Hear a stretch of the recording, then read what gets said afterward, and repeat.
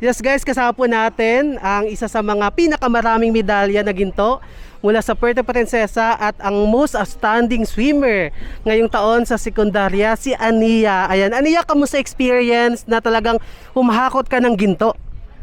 Masaya naman po, even though medyo nahirapan po ko na mag-balance po sa studies and sa sport ko po. Satisfied naman po ko sa results naman po overall. Pang ilang, ano mo na to? Pang ilan na Memaropa mo na to? Ang 6 po at 6. Ayan, yung pambansa, sa pambansa, pang 6 din ba? pangatlo po. Ay, pangatlo. Ibig sabihin, since elementary, nagpapambansa ka. Opo. Ayan, anong nangyari ba sa pambansa compare sa Memaropa? Ano yung pagkakaiba nun? I guess mas nakaka-pressure po doon and I think mas organized and mas masaya kasi nga makakamit po ng iba't ibang swimmers na mas magaling pa po sa akin. Ibig sabihin, from elementary to high school, yan yung sports mo. Opo. Wow, sino yung nagbigay sa'yo ng inspirasyon na pasukin yung ganitong larangan?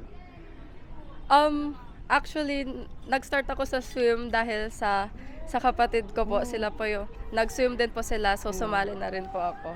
Ano yung mga payo mo sa mga kabatang tulad mo na gusto ding pumasok sa ganitong larangan at kumuha at humakot ng gintong medalya? I think be mentally strong po and have determination po and be persistent din po. Yun lang po. Ayan, yan yung message sa lahat ng gusto mong pasalamatan. Sige. Nagpapasalamat po ko first of all kay God po.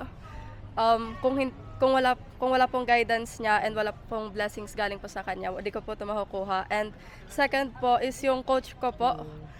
Kung hindi po siya nagtiis sa akin and kung hindi niya po ako trinin, hindi ko rin po ito makukuha po. And third of all po is yung family ko po na super supportive po, even though may mga ups and downs po ako, supportive pa rin po sila. And yung last naman po is yung club po namin.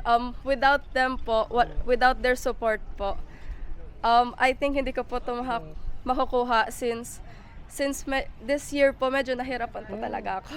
Yan. Pwede bang sabihin na see you Ilocos Norte? Okay. See you Ilocos Norte! Yan, say hi. Congrats! Thank